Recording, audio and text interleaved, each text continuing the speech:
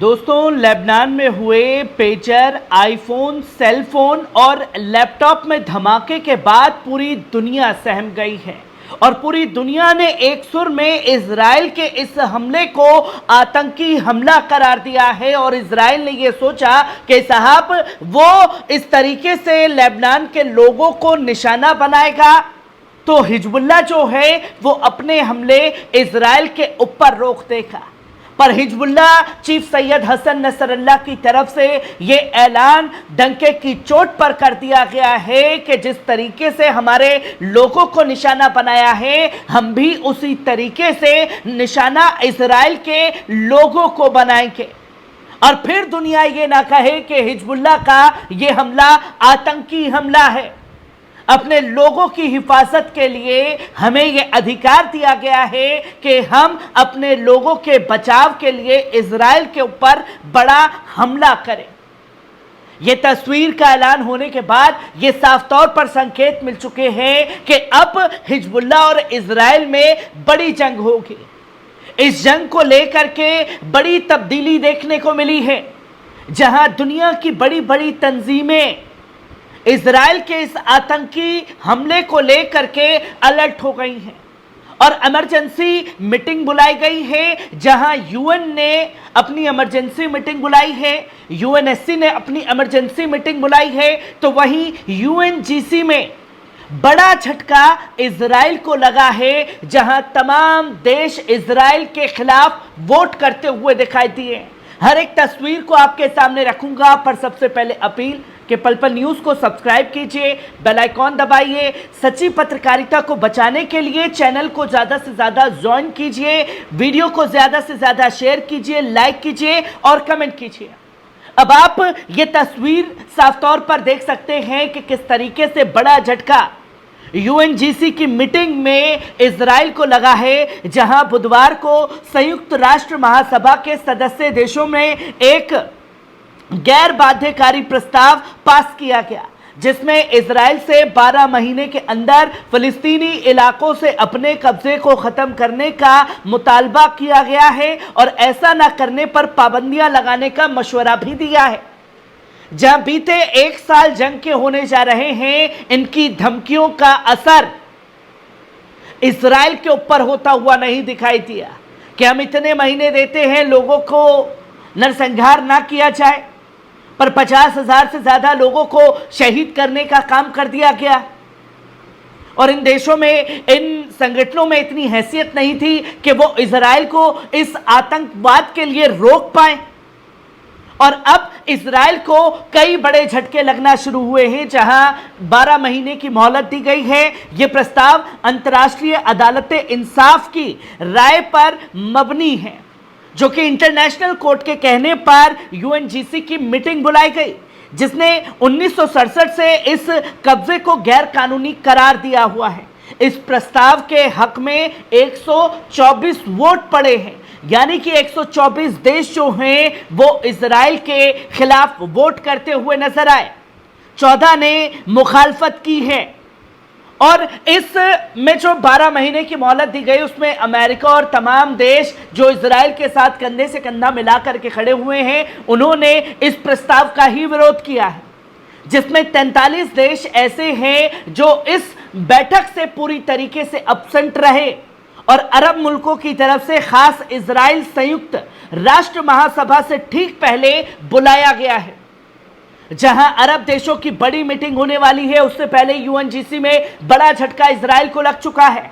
दोस्तों, इस प्रस्ताव में इजराइल से कब्जा किए गए इलाकों से मुकम्मल तौर पर पीछे हटने, नई बस्तियों की तामीर रोकने और जब्त की गई जमीन वापस करने का मुतालबा किया गया है। साथ ही यह भी मशवरा दिया गया है कि जब से यह साबित हो कि हथियार कब्जा शुदा इलाकों में इस्तेमाल हो रहे दो ममालिक इजराइल को हथियार की फरोख्त बंद कर दें। और अमेरिका को भी चिताया गया कि वो फौरन इजराइल को हथियार सप्लाई करना बंद करें। इजराइल ने इस प्रस्ताव को मुस्तरद कर दिया है और उसके संयुक्त राष्ट्र में सफीर ने इस शर्मनाक फैसला करार दिया है। उन्होंने कहा कि यह फैसला फलस्तीनी अथॉरिटी के सियासी दहशतगर्दों की तायद करता है दूसरी जानिब अमेरिका ने भी इस प्रस्ताव के खिलाफ वोट दिया। इसे भड़काऊ और अमन के लिए गैर मुनासिब करार देते हुए कहा कि इस मसले का हल मुमकिन नहीं होगा।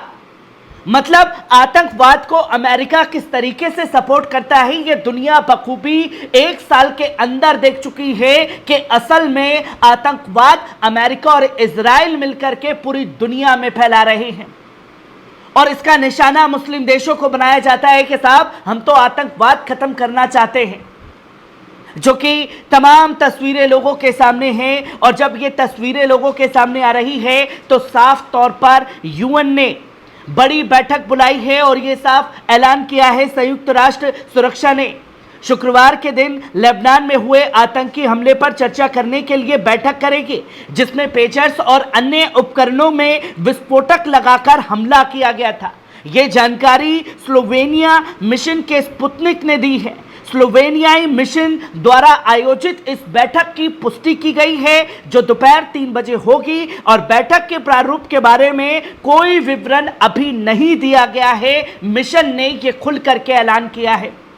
जहां इस आतंकी हमले के बाद जो लेबनान में इजराइल द्वारा किया गया, एक झटका यूएनजीसी की मीटिंग में लगा और दूसरा यूएन ने इमरजेंसी मीटिंग जो है वो बुलाई है, तो वहीं तीसरा संगठन यूएनएससी ने लेबनान की अपील पर अल्जीरिया में संयुक्त राष्ट्र की सुरक्षा परिषद यानी कि यूएनएचसी की आपात बैठक बुलाने का मुतालबा किया है, ताकि लेबनान में हुए हालिया घटनाक्रम, खासकर इजराइल द्वारा किए गए इलेक्ट्रॉनिक आतंकवादी हमलों की समीक्षा की जा सके। अल्जीरियाई विदेश मंत्री अहमद अट्टाफ ने अपने लेबनानी हम मनसब अब्दुल्ला बू हबीब से फोन पर गुफ्तगू के दौरान इजरायली हमलों में शहीद और पीड़ित के लिए अल्जीरिया की जानिब से ताजियत पेश की। अट्टाफ ने इस मौके पर अल्जीरिया की तरफ से लेबनान के साथ मुकम्मल इजहार यकानतक किया, जो इस दर्दनाक और मुश्किल हालात से गुजर रहा है, जो लगातार इजरायली ज़्यादतियों की वजह से उसकी सलामती और इत्काम को नुकसान पहुंचा रहा है। इसके साथ ही अल्जीरिया, जो कि यूएनएससी का गैर ममालिक रुकून है, उसने इस बात की तस्दीक की कि वह लेबनान के मफादात, खुदमुख्तारी और मफकतात की दिफा के लिए अपनी कोशिशों को जद्दोजहद जारी रखेगा, जो इजरायली साजिशों के कई पहलुओं के स्तर पर किया जा रहा है। वहीं ईरान भी खुल करके इन मीटिंगों में लेबनान के हक में बात करता हुआ दिखाई देगा। जहां लेबनान में हुए इजरायली पेजर धमाके के आतंकवादी हमले में आज वॉकी टॉकीज को निशाना बनाकर किए गए दूरसंचार का उपकरण धमाके के बाद ईरानी हुकूमत की तर्जुमान फातिमा ने कहा कि सहियोनी ज़ायोनी निजाम की दहशतगर्दी नफरत और घिन पैदा करती है, जिसको रोका जाना जरूरी है और हर जगह इस दहशतगर्द की आवाज को बुलंद करने का काम किया जाएगा।